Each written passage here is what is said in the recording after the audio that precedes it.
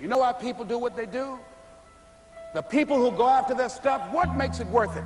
It's got to be your passion. You got to love it, ladies and gentlemen. You got to love it. It's got to be what you are supposed to do. You want to sing, and even though they want to invite you to Carnegie Hall, you're going to sing to anybody that listens to you, including singing to yourself. I used to talk to my plants when nobody else would listen to me. You got to write, even if no one published your book, write, because that was given to you to do. You do what it is you're supposed to. You're supposed to build something. You're supposed to create something. I don't know how to do it. Learn. Do whatever is required. Just go out there. It's possible you can get what you want. It's necessary. If you want it, you got to go into action. You got to be willing to experiment. You got to be willing to fail and to succeed. You got to be willing to form and develop new relationships. It's you. It's on you. You got to make that happen. Nobody's going to bring it to you on a silver platter and say, here's your dream manifested. No, it's hard. Yes, it's hard. It's difficult. Yes, right. And it's worth it.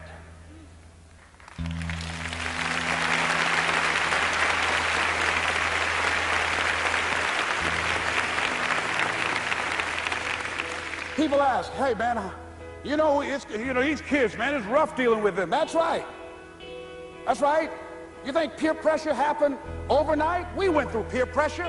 I remember as a kid, some guys said, hey Les, and another fellow named Willie Lower, we were going home. Hey man, we're going down to Gould's, man, and knock off a grocery store. I said, look here, I don't want no part of that. I'll see y'all later. Say, y'all chicken. I said, that's all right, you say whatever you want. Low star. I'm not chicken, man, don't call me chicken. Now why don't you come? We didn't even ask you to come into place, man. All you do is just drive the car, that's all. I don't know how to drive that good. Well, we're trying to get Les to come. He's chicken. Hey, I'm not driving nothing, all right? Willie, don't care about what they say, man. Leave him alone. You want to go do it? You find somebody else to drive, or you drive yourself. Come on, Willie, man. Pull him, he stopped. I ain't chicken. All I got to do is drive? Yeah. I said, Willie, that sounds simple, man. Don't go, man. He went. And the next day, we read the newspaper where when they robbed the store, when they came out running to a car, the merchant, the man who owned the store, came out just shooting wildly, and he hit the driver in the head. So peer pressure didn't just start in the 90s or the 80s. It's difficult and it's challenging for kids right now. And it's going to take some easy, simple methods to help bring them out of this madness, this insanity. No. Is it hard? Yes. Let's look at what we've been doing. What has worked? What has not worked? Let's look at where we want to go. What is it that we want to produce? What is it that we want to create for our young people? And as we think about that, start experimenting with different methods and techniques to create and to produce that. And begin to believe that it's possible. Through our commitment, through our vision, through our determination, our relentlessness, because of our belief, it's possible that we can reduce the teenage homicide rate, the teenage pregnancy rate, the dropout rate, that it's possible, looking at what kind of world are they going to be in.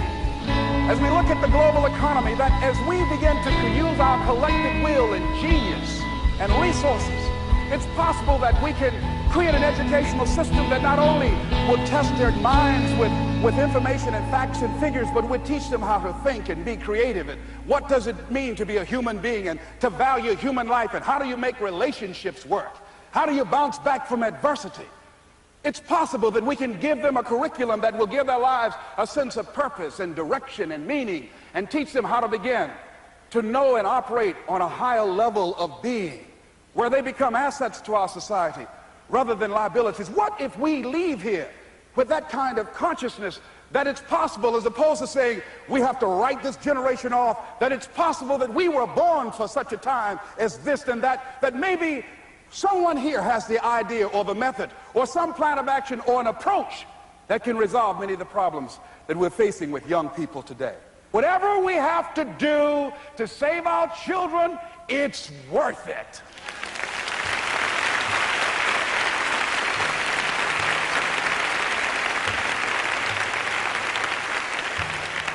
So that brings me to the final step, that it's necessary for us to begin to look at the future and know that it's possible that we can have our dream. Yes, it is.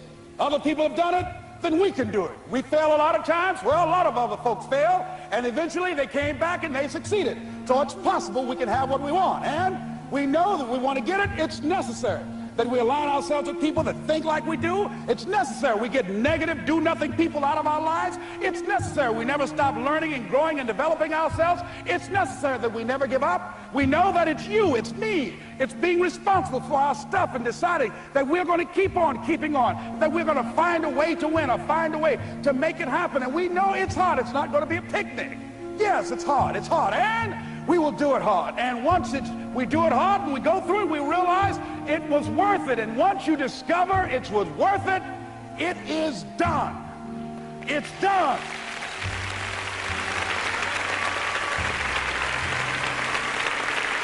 It's done, ladies and gentlemen, before it happens.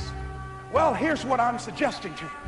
That when you're working, you have a wall to break through. Let's say a friend of mine who runs a marathon, and he says, when he's running the 26-mile marathon, he said, let's say that hypothetically, that 18th mile is the wall. He said, Les, when you get there and you're running, he says, everything in you is telling you to stop, to give up. Every muscle is aching, and you're saying to yourself, I can't do it. I can't do it. And you just keep on, and you keep on, and you keep on. It seems like you're moving at slow motion. And then eventually when you break through that 18-mile wall, then you know it's like done and you're on automatic and you glide on in. And you know it's there. You know you're going to get to the finish line. And we've all had experiences where we were working on something and we knew it was possible. And we did those things that were necessary to bring it into reality. We took the responsibility to make it happen. Other people couldn't see it. A lot of people didn't believe it. You were attacked. You were criticized. People were opposing you, but you kept on doing it. It was hard. It was rough. It was difficult. But to you, it was worth it. And eventually you got to a level you know, can nothing stop me now. I'm on the move. I'm on the move.